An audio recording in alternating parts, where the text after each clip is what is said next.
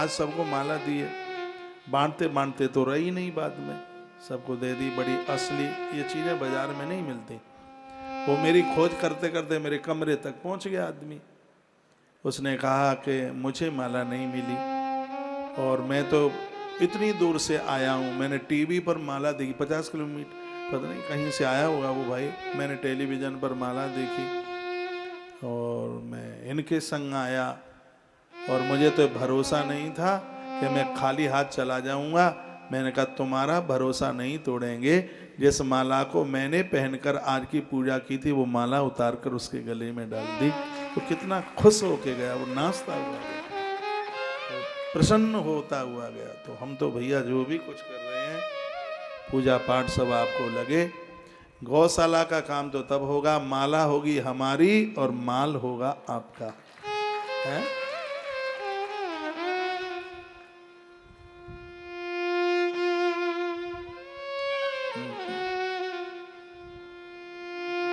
मेरी माला आपका माल, मेरी माला और आपका माल, फिर देखो दोनों का कमाल, कि दोनों आपस में मिल जाए तो कमाल है ये।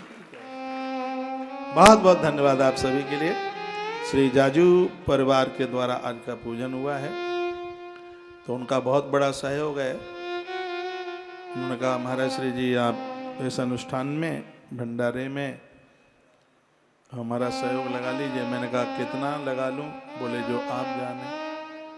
तो मेरा तो महाकाल अंदर से बोल रहा है कि जाजू परिवार का 51,000 रुपया इस यज्ञ में समर्पित होता है। तालियां बजाइए।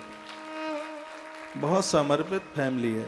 कैंसर हॉस्पिटल के लिए इन्होंने 11 लाख रुपया, बहुत बड़ी रकम होती है, छोटा नहीं होता है, बहुत बड़ा होता है। ऐसा कौन सा गौ माता का हॉस्पिटल बन रहा है उसमें सहयोग, कैंसर हॉस्पिटल में, गौशाला में, सब भंडारे में, ऐसा कोई भी नहीं। कभी कभी तो मैं जब अनाउंस करता हूँ तो इनके बिना पूछे ही बोल देता हूँ मैं, पता नहीं अभी पता नहीं कहाँ के अनाउंस कराया मैं, कहाँ था मैं, बैद्यनाथ में कोई सेवा ही थी, अब मुझे देखना पड़े, मैं लिख लेता हूँ रजिस्टर में। तो वहाँ भी मैंने उनका अनाउंस कर दिया। वहाँ तो ज़्यादा नहीं किया, 11,000 का किया है, तो कोई सेवा होगी, कोई कुछ रहा होगा। हाँ आ तो गया ध्यान, वहाँ के भंडारे में कर दिया हमने अनाउंस, वहाँ के भंडारे में वो कर दिया, वहाँ पर अनाउंस कर दिया। तो आज यहाँ अनुष्ठान बहुत बड़ा है और कोई हमने एक आदमी इसका आयोजक बनाया नहीं है, क्योंकि तीर्थ के कार्यक्रमों को ज़्यादा तरह से मेरी ऐसी मनसा होती है कि उसको एक सार्वजनिक रूप दे दिया जाए।